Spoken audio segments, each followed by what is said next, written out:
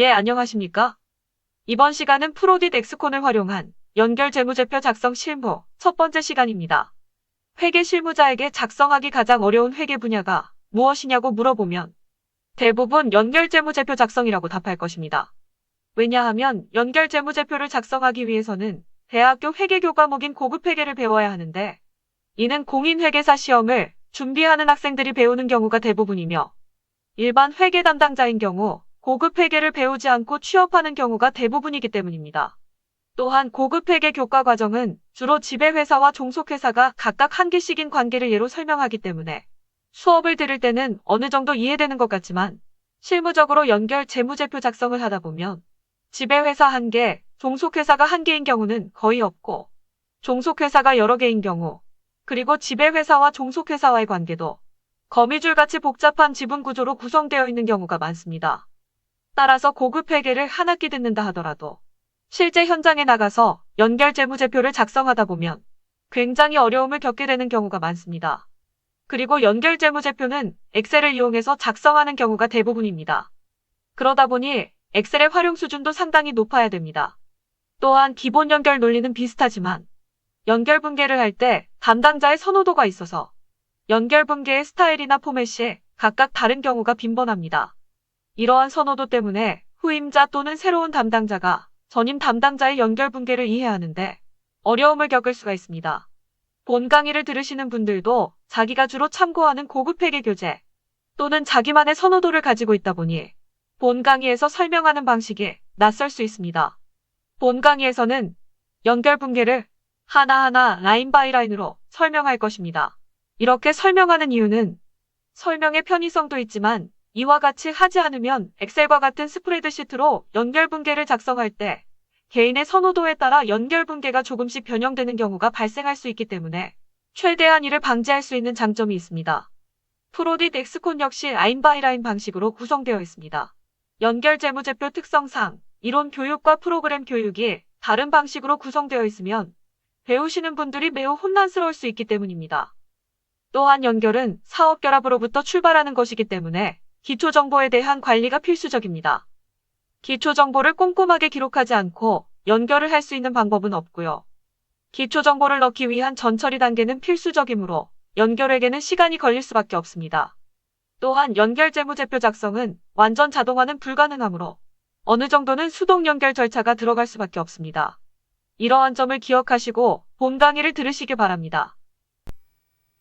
앞서 연결 재무제표 작성과 관련하여 실무적인 어려움이 있다고 말씀드렸는데 이러한 어려움을 해결하고자 제작된 것이 바로 프로딧 엑스콘입니다. 프로딧 엑스콘은 마이크로소프트 엑셀 기반의 연결 재무제표 작성 프로그램입니다. 프로딧 엑스콘의 주요 특징을 요약하면 다음과 같습니다. 첫째, 실무에서 연결 재무제표 작성 시 가장 많이 사용하는 엑셀을 기반하여 만든 프로그램으로 사용자 친화성이 높습니다. 둘째, 기초 정보와 원화 외화 시산표만 입력한 후 간단한 실행 버튼만 몇 번 클릭하면 연결 시산표까지 자동으로 작성해줍니다. 셋째, 사용자가 중간 연결 과정을 확인할 수 있도록 연결 절차별 중간 결과 시트를 별도로 제공합니다. 넷째, 복잡한 지분 구조, 내부 거래, 이연법인세, 해외 종속법인 환산, 종속기업 지분 추가 취득 처분, 종속기업 유무상 증자 등 실무적으로 매우 어려운 처리를 기초정보만 입력하면 자동으로 처리해줍니다. 다섯째, 자동으로 처리하기 어려운 부분에 대해서는 추가적인 수작업 처리로 반영할 수 있습니다. 다음은 프로딧 엑스콘의 구성에 대해서 살펴보기로 하겠습니다.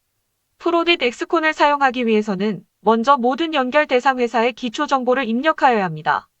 기초정보 엑셀 템플릿을 열어보고 그 안에 포함되어 있는 시트와 주요 내용을 살펴보죠. 첫 번째, 총괄 검증 시트입니다. 총괄 검증 시트에서는 직접적인 자료 입력을 하지는 않습니다. 총괄 검증 시트에서 OK가 아닌 다른 에러 표시가 나오는 경우 이를 해결하지 않으면 프로딧 엑스콘을 열고 원화 버튼 또는 외화 버튼을 클릭할 때 에러를 해결하라는 메시지가 나오며 이 에러를 해결하지 않으면 더 이상 진행이 되지 않도록 되어 있습니다. 프로딧 엑스콘은 이와 같이 검증 기능이 포함되어 있으므로 필수 정보가 누락되어 발생하는 에러를 사전에 방지하는 강력한 기능이 있습니다. 이에 대해서는 나중에 자세하게 설명하겠습니다.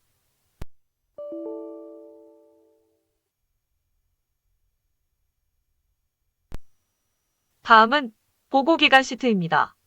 모든 엑셀 템플릿에서 공통적으로 지켜야 하는 규칙은 노란색 부분만 사용자가 입력하거나 선택하여야 하며 다른 부분은 절대로 수정하거나 입력해서는 안 된다는 것입니다. 여기서는 노란색으로 되어 있는 부분인 C2셀에 보고기간초를 입력하고 C3셀에 보고기간말을 입력합니다. 주의하여야 할 점은 보고기간말과 보고기간초의 차이가 1년을 초과하는 경우 경고 메시지가 뜨며 이를 에러 처리하게 됩니다. 다음은 기업 목록 시트입니다. 기업명 칼럼에 연결 대상 회사의 명칭을 기입합니다. 기능통화 칼럼에서는 해당 기업에 적용되는 기능통화를 드롭다운 리스트에서 선택하면 됩니다. 기능통화는 원화, USD, 유로화, 엔화, 위안화, 베트남화, 싱가폴 달러 중 하나를 선택하면 됩니다.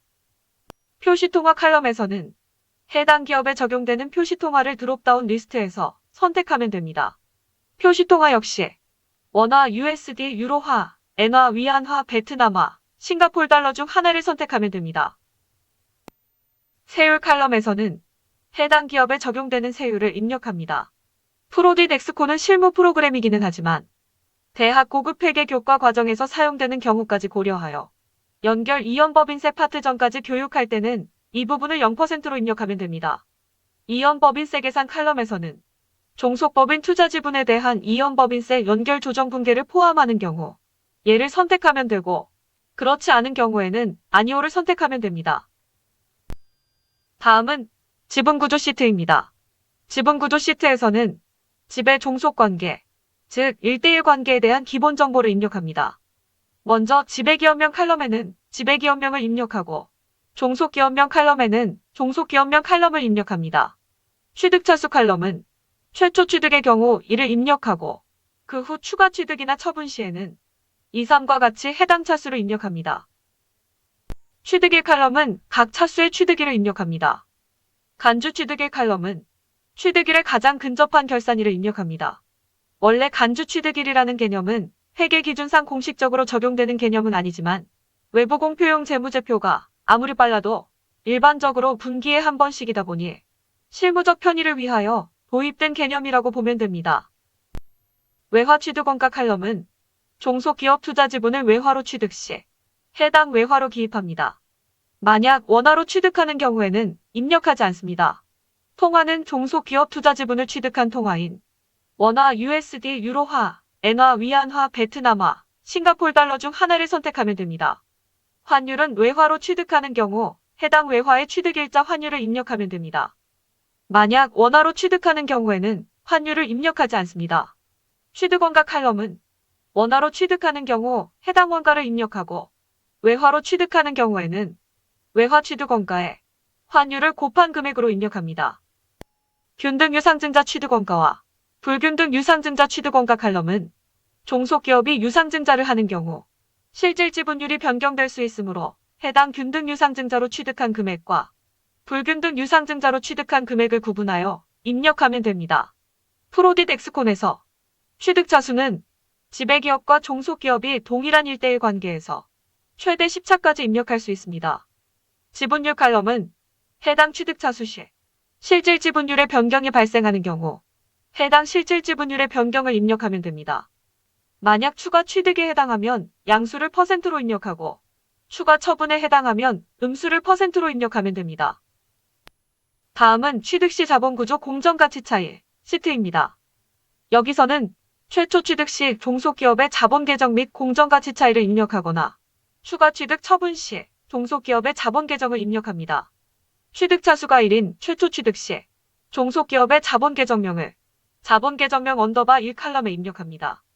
최초 취득 시 종속기업의 자본 계정이 외화인 경우 해당 외화로 자본금액 언더바 1 언더바 외화 칼럼에 입력합니다. 종속기업의 자본금액이 원화인 경우에는 자본금액 언더바 1 칼럼에 원화로 입력합니다. 공정가치 차이 계정명 칼럼은 종속기업 최초 취득 시 종속기업의 자산 부채 중 장부금액과 공정가치가 차이가 나는 계정 과목을 입력합니다. 외화 공정가치 차이 금액 칼럼은 공정가치 차이 금액이 외화인 경우 해당 외화로 입력합니다.